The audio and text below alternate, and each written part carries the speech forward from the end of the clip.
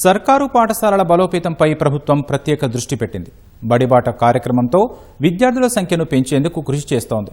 ఉపాధ్యాయులు క్షేత్రస్థాయిలో పర్యటిస్తూ విద్యార్థుల్ని చేర్చుకోవడానికి శ్రమిస్తున్నారు. కానీ నిజామాబాద్లోని ఆ ప్రభుత్వ పాఠశాలలో మాత్రం ఎలాంటి ప్రచారం లేకుండానే ప్రవేశాల జోరు కొనసాగుతోంది. ఆ పాఠశాలలో ఉపాధ్యాయుల బోధనా తీరు, ప్రవేశాల జోరుపై మా ప్రతినిధి జైపాల్ గ్రౌండ్ రిపోర్ట్.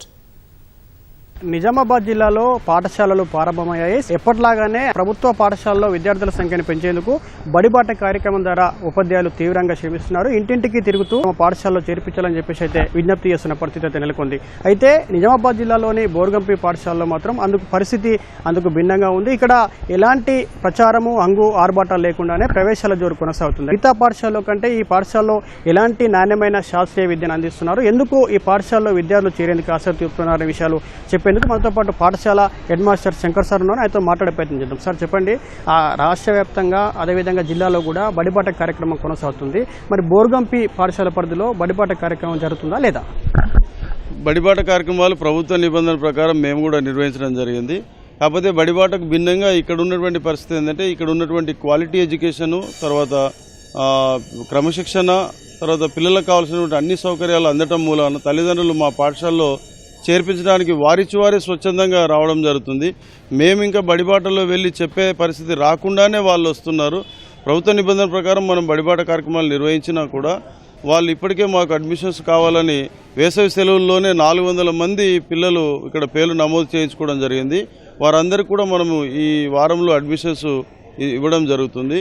ఇక్కడ నాతో పాటు మా ఉపాధ్యాయ బృందము నిరంతరం శ్రమించడం వల్ల, అంటే పిల్లవాడికి కావలసినటువంటి మంచి విద్య, మంచి నడవడిక, ఈ రకమైనటువంటి దానిపైన మేము ఫోకస్ పెట్టడం వల్ల తల్లిదండ్రులు మా పాఠశాల పట్ల ఆకర్షితులు అవుతున్నారు. ప్రైవేట్ పాఠశాలల నుంచి మా పాఠశాలకు అడ్మిషన్స్ కోసం రావడం జరుగుతుంది.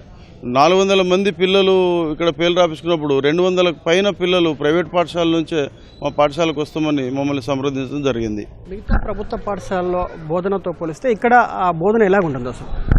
సార్, బోధన ప్రభుత్వం ఆదేశాల ప్రకారము, అకాడమిక్ క్యాలెండర్ ప్రకారం అన్ని పాఠశాలలు నిర్వహిస్తారు. కాకపోతే ఇక్కడ నిజామాబాద్ సిటీకి దగ్గరలో ఉన్నది కాబట్టి మళ్ళీ క్వాలిటీ ఎడ్యుకేషన్ దొరుకుతుంది కాబట్టి మా పాఠశాల మీద కొంత తల్లిదండ్రులకు ఎక్కువ ఆసక్తి ఉండడం వల్ల ఇక్కడ విద్యాబోధనను వాళ్ళు పరిశీలించి మా దగ్గర ఆల్రెడీ చదువుతున్నటువంటి పిల్లలు వాళ్ళ చుట్టుపక్కల ప్రాంతాల్లో ఇక్కడ ఉన్నటువంటి విధానం చెప్పడం వల్ల తల్లిదండ్రులు ఇక్కడికి రావడం జరుగుతుంది. మీరు ఇప్పుడు చూస్తున్నారు ఇక్కడ అడ్మిషన్ల కోసం ఎంతమంది మొదటి రోజే వెయిట్ చేసి ఉన్నారు. సో మేమైతే మా దగ్గరికి వచ్చినటువంటి పిల్లలకు క్వాలిటీ ఎడ్యుకేషన్ అయితే 100% ఇస్తాం. అది కాకుండా మా విద్యాశాఖాధికారి గారు మాకు టీచర్స్ తక్కువైతే ఎంబటే మాకు డెప్యుటేషన్ ద్వారా టీచర్లను సర్దుబాటు చేస్తున్నారు. మేము ఇప్పటికే 40 మంది ఉపాధ్యాయ బృందం ఇక్కడ నిరంతరం పనిచేస్తున్నాం. తల్లిదండ్రులు ఒక గవర్నమెంట్ స్కూల్ ఇంతగా నమ్మడం అనేది ఒక రకంగా మాకు ఒక మంచి పేరుగానే మేము భావిస్తాం. వాళ్ళ ఆశలకు అనుగుణంగా మేము ఖచ్చితంగా క్వాలిటీ ఎడ్యుకేషన్ అయితే మేము అందిస్తామని మేము తెలియజేస్తున్నాం. ఇప్పుడు దరఖాస్తు చేసుకున్నటువంటి విద్యార్థులందరికీ కూడా అడ్మిషన్ ఇవ్వాలంటే ప్రభుత్వం ఏం చేయాలంటారు? సార్, నా దగ్గర సౌకర్యాలు ఉన్న మేరకు నేను ఇప్పుడు 22 సెక్షన్లలో విద్యాబోధన జరుపుతున్నాం.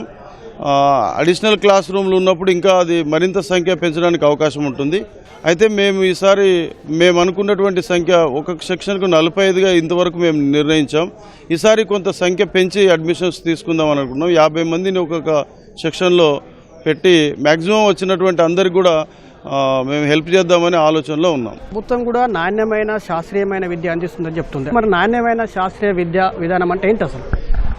సార్, ప్రభుత్వం ప్రతి సంవత్సరం అకాడమిక్ క్యాలెండర్ని విడుదల చేస్తుంది. దాంట్లో వివిధ రకాల కార్యక్రమాలు పొందుపరచబడి ఉంటాయి. అది కాకుండా ప్రతి ఉపాధ్యాయుడు ఇక్కడ శిక్షణ పొంది ఉంటాడు కాబట్టి విద్యార్థులకు ఏ రకంగా విద్యాబోధన చేస్తే ఆ పిల్లవాళ్ళలో ఎడ్యుకేషన్లో క్వాలిటీ జరుగుతుంది, వాళ్ళలో తదనుగుణంగా మార్పులు జరుగుతాయి అనేది మనం ఉపాధ్యాయుడు పసిగడుతూ ఆ విద్యార్థికి అనుగుణంగా విద్యాబోధన చేయాల్సి ఉంటుంది. విద్యాబోధన ప్రతి తరగతిలో అందరూ ఒకే రకమైనటువంటి ఆసక్తి ఉన్నటువంటి విద్యార్థులు ఉండకపోవచ్చు. వాళ్ళ పరిస్థితులను బట్టి కొంతమంది పిల్లలు విద్య పట్ల చాలా ఆకర్షితులై ఉంటారు, కొంతమంది కాస్త వెనుకబడి ఉంటారు వాళ్ళ కండిషన్స్లో. సో వాళ్ళ స్థితులను బట్టి మనం ఇక్కడ విద్యాబోధన చేసి ఎవరైతే కాస్త వెనుకబడి ఉన్నటువంటి పిల్లలు ఉంటారో వాళ్ళ మీద మేము ప్రత్యేక శ్రద్ధ పెట్టి మేము వాళ్ళని మంచి క్వాలిటీ వైపు తీసుకురావడానికి ప్రయత్నం చేస్తాం. లక్షలు ఖర్చు చేసి ప్రైవేట్ పాఠశాలకు పంపించినటువంటి తల్లిదండ్రులకు మీరేం చెప్తారు సార్? క్వాలిఫైడ్ టీచర్స్ ఉన్న విషయాన్ని తల్లిదండ్రులు గమనించాలనేది నేను వాళ్ళకి రిక్వెస్ట్ చేస్తున్నా. విద్య క్వాలిఫైడ్ ఎడ్యుకేషన్ అనేది టీచర్స్ ద్వారా వచ్చినప్పుడు సమాజం ఆ టీచర్స్ యొక్క విద్యార్హతలు, వాళ్ళ యొక్క ఓర్పు, నేర్పరితనాన్ని పసిగట్టి వాళ్ళది చూసి ఆ స్కూల్కు సపోర్ట్ చేయడం ద్వారా పాఠశాలలో పిల్లలకు మంచి విద్య వస్తుంది. సమాజం కనుక మన గ్రామంలో ఉన్న పాఠశాలను వదిలేసినట్లయితే రాను రాను ఇంకా సంఖ్య తగ్గే అవకాశం ఉంటుంది. పిల్లవాడికి ఓన్లీ చదువు ఒకటే ముఖ్యం కాదు, ఓన్లీ చదువు అనేదే కాదు, పిల్లవాడి చదువుతో పాటు సహపాఠ్య అంశాల్లో కూడా విద్యార్థిని మనం తీర్చిదిద్దాల్సిన అవసరం ఉంటుంది. కొంతమంది పిల్లలు సాంస్కృతిక అంశాల్లో ఆసక్తి కలిగి ఉంటారు, వాళ్ళని ఆ సాంస్కృతిక అంశాల పట్ల మనం వాళ్ళని ప్రోత్సహించాల్సి ఉంటుంది. సో ఆ పిల్లవాడి అభిరుచికి అనుగుణంగా పాఠశాల అనేది ఆ పిల్లలకు దాంట్లో ఆ పిల్లల్ని ప్రోత్సహించడం ద్వారా వాళ్ళ భవిష్యత్తులో ఒక లక్ష్యాన్ని నిర్దేశించుకోవడానికి అవకాశం ఉంటుంది. ఇటువంటి సౌకర్యాలు అనేవి గవర్నమెంట్ స్కూళ్ళల్లో ఉపాధ్యాయులు గమనించి ఆ పిల్లల్లో ఏ రకమైతే ఆసక్తి ఉందో దానివైపు ప్రోత్సహిస్తారు. కాబట్టి తల్లిదండ్రులు ఆలోచించి గవర్నమెంట్ స్కూళ్ళ వైపు ఆసక్తిని కనబరిస్తేనే మనం భవిష్యత్తులో మంచి సమాజాన్ని నిర్మించడానికి అవకాశం ఉంటుంది. ఈ బోరుగంపి పాఠశాలలో ఎప్పుడు చేరారు, ఇక్కడ ఎలాంటి విద్య అందిస్తున్నారు? ఇక్కడ ఎడ్యుకేషన్ అంటే మంచిగానే ఉంది. నేను లాస్ట్ ఇయర్లో నేను ఒక ఇయర్లోనే అంటే ఎడ్యుకేషన్ నాలెడ్జ్ అని ఎక్కువ గెయిన్ చేసిన, అంటే ఎక్కువ గురించి నేను బయట నేర్చుకోలేనిది ఇక్కడ వచ్చి నేర్చుకున్నా. అంటే స్కూల్ అంటే గుడ్, ఎడ్యుకేషన్ కూడా మంచిగా ఉంటుంది, నాలెడ్జ్ కూడా ఎక్కువ ఇస్తారు.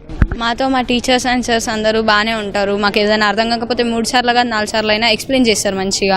ఎంపీ ప్రభుత్వ పాఠశాలలో సకల సౌకర్యాలు, నాణ్యమైన విద్య అందిస్తున్నందునే ఈ పాఠశాలలో విద్యార్థులు చేరేందుకు ఆసక్తి చూపుతున్నారని చెప్పేసి అయితే ప్రధాన ఉపాధ్యాయుడు శంకర్ చెప్తున్నారు. విద్యార్థులు కూడా సౌకర్యాలు, మధ్యాహ్న భోజనం, అనేక వసతులు ఉన్నాయి కాబట్టి ఈ పాఠశాలలో మేము చేరుతున్నామని చెప్పేసి అయితే స్పష్టం చేస్తున్నారు. మొత్తంగా ప్రభుత్వ పాఠశాలన్నీ కూడా బలోపేతం కావాలంటే అన్ని పాఠశాలలో కూడా మౌలిక వసతులు కల్పించాలని చెప్పేసి అయితే చాలా మంది విద్యార్థి సంఘాలు, ప్రజా సంఘాలు కూడా కోరుతున్న పరిస్థితి ఉంది. కెమెరామెన్ మనోజ్తో జైపాల్, ఈటీవీ న్యూస్, నిజామాబాద్ నుంచి.